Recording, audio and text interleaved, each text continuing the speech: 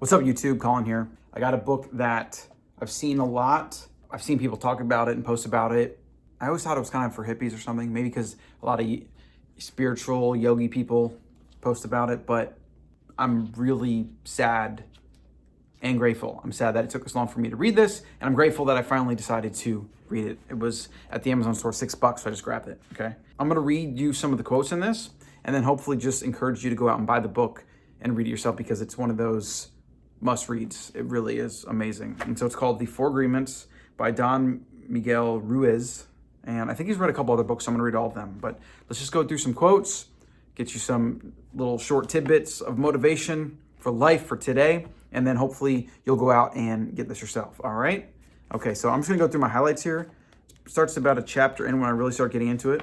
Your mind is a dream where 1,000 people talk at the same time and nobody understands each other.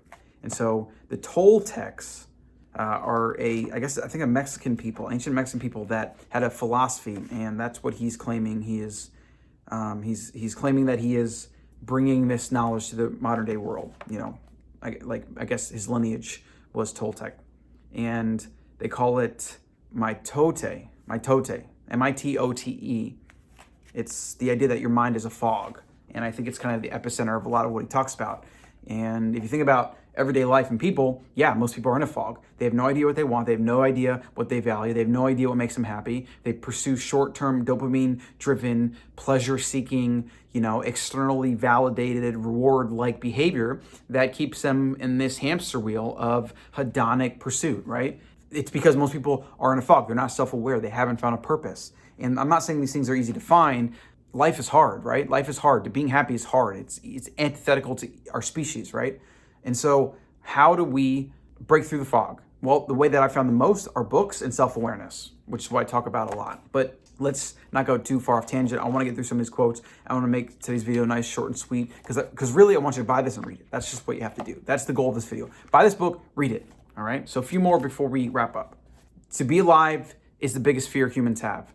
Now that's a really interesting quote. People talk about death as the biggest fear, but for most people, being alive is the biggest fear. And I think the easiest way to consider this is the fact that the number one regret of the dying on their deathbed, right? And there's a whole book written about this, is I wish I would have lived a life true to myself and not cared what people think. And so what I think this quote means is most people are so concerned with other people and what they think that they don't live their truest lives. They don't live life that is true to themselves. And that's what he means when he says this. This is why humans resist life.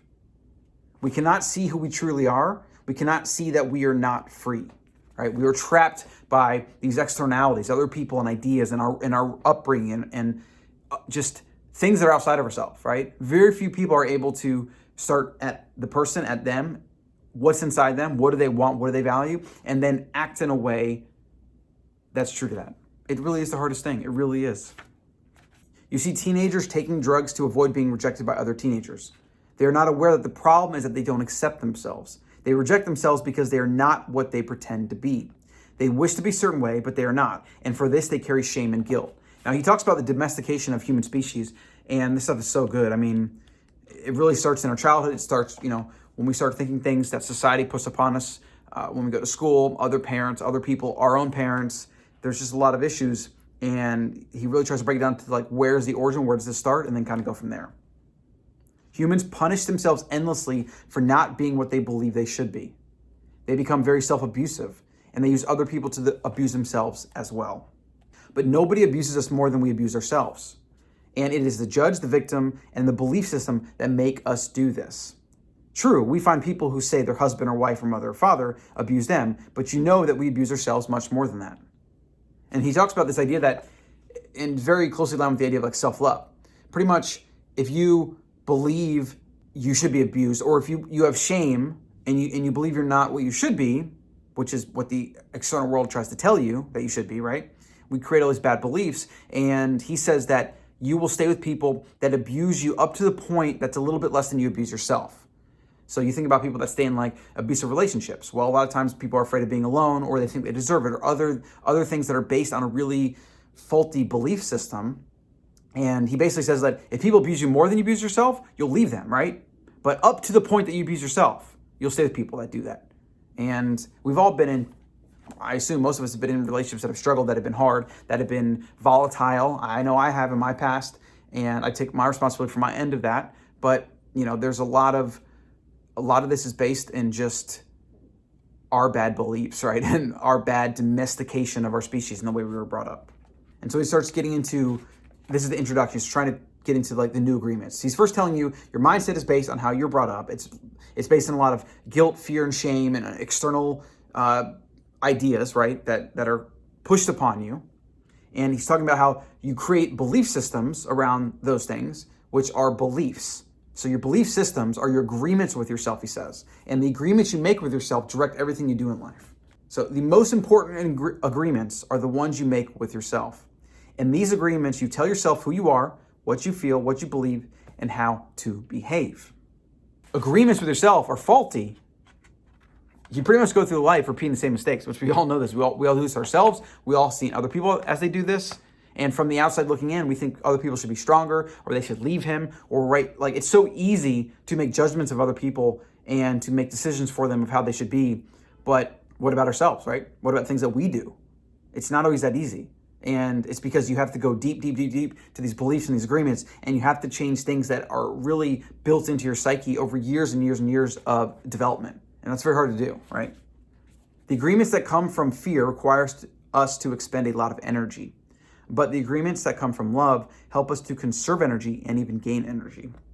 If we can see it is our agreements that rule our own life, and we don't like the dream of our life, we need to change the agreements. When we are finally ready to change our agreements, there are 4 powerful agreements that will help us break those agreements that come from fear and deplete our energy. So he's basically saying, I want you to change your agreements now, and I want you to move to better agreements with yourself.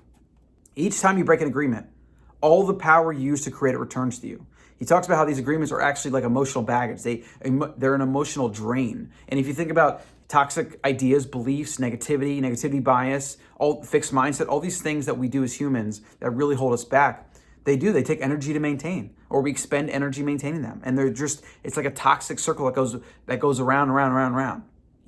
Negative people always find something to be negative about. Positive people, on the other hand, usually find motivation. They're optimistic about the world, and they find it in return. They find things to be optimistic about. It lifts them up. That's just the introduction. We're almost at 10 minutes. I think that's a good place to start because I want you to buy this book. I really do. There's a couple other things in here. He's talking about domestication. He's talking about the first agreement is being impeccable to your word. He calls it be impeccable with your word. And it's really the idea that when you say something, you do it. And then when you say something, you should really mean it. So don't say things that are negative, that are going to hold you back. Don't joke about yourself or be self-deprecating if it's rooted in a truth of insecurity, for example. And you see a lot of people that are like this. They say, I could never do that. I can never do that. Well, guess what? You're right. As long as you say you can never do that, you can never do it, right? Drop that negative self-talk. Be impeccable with your word. Be honest. Be optimistic with your word. Don't limit yourself to the things you say, because the things you say direct the things you do, and the things you do direct the things you say, right? So it's all connected. Start doing things that suggest that maybe you could do this thing, and then you'll start saying, I can do this thing, instead of saying, I could never do that. I'm gonna leave it there. I got a lot more highlights in here. I haven't finished the book. I'm halfway through, but it's just one of those must reads, guys. So if you're watching this on YouTube, like and subscribe. I'll probably do another video, chapter 2, etc. And as always, if you have any questions or comments, you can send me an email to colin@wildfoods.co. Make sure you check out the Ancestral Mind podcast over at theancestralmind.com. You can also get the 7 Principles of Living Wild, which is all about health and mindset from an ancestral point of view, the big first principles of what makes humans healthy and functional. So go ahead and grab that free PDF, post it on your fridge, put on your mirror in the morning, and remind yourself of the things that you should be considering every single day to live better, live more optimally, and live longer. Thanks.